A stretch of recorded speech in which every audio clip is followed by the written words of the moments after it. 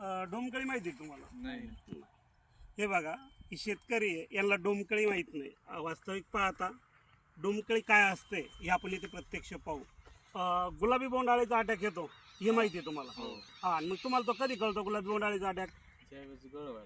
ज्यावेळेस गळ व्हायला लागली किंवा कापूस शेताला लागला का मधून किडलेला कापूस शेताला राहतो. मग तुम्हाला वाटतं बोंड तर चांगलं आहे, मध्ये कापूस कसा काय किडलेला राहतो? आणि तेव्हा तुम्हाला डोमकळी काय हे बी काही आयडिया नाही. बरोबर आहे. तर शेतकरी मित्रांनो, हे झालं चांगलं फुल, बरोबर आहे. हे पूर्ण उमललेलं भाग जवळ आणून दाखव.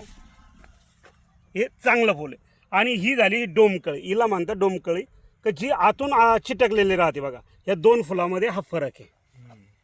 ही असते डोमकळी आणि ही असतं चांगलं फुल, परफेक्ट फुल. तर याच्यामध्ये काय होतं माहिती का, ह्या प्रेडमध्येच पतंग आहे ना, याच्यामध्ये अंडा घालतो आतमध्ये, आणि याच्यातून जी बारीक आळी निघते ना, ती आतून ही चिटकून घेते स्वतःचं संरक्षणासाठी.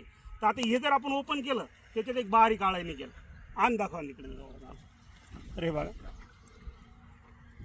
आता हे आपण हे फुल हे केलं, दिसत नाही बा, एकदम बारीक केसासारखी आळी असते.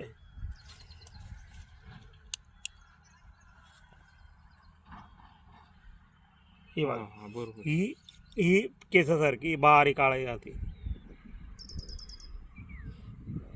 ही झालं पिंक बोलवूमची जी आळी आहे, जी आतापासूनच फुलामध्ये आणि फुलामधून कैरीमध्ये जाते आणि कैरी आतून पूर्ण पोखरून टाकते. तर ही जर कधी आपल्याला आळी दिसली, अशी डोमकळी दिसली, असं समजायचं की आपल्याला आता स्प्रे घेणं गरजेचं आहे. आळीसाठी स्प्रे घेणं गरजेचं आहे. आपण काय करू राहिलो आता सध्या, मावा तुडतुड्यासाठी, थ्रिप्ससाठी स्प्रे घेऊन राहिलो, पण त्याच्यासोबत आज आपल्याला आळीसाठी स्प्रे घेणं गरजेचं आहे. यास आपण एकदा शेतामध्ये आपल्या चक्कर मारायचा, तिथं पाहायचं, जर असं डोमकळीचं जर प्रमाण आढळलं तर समजायचं आळीचा अटॅक आता हा आपल्या शेतामध्ये आलेला आहे, आणि अशा वेळेस आपल्याला स्प्रे घेणं गरजेचं आहे. चालेल, नमस्कार.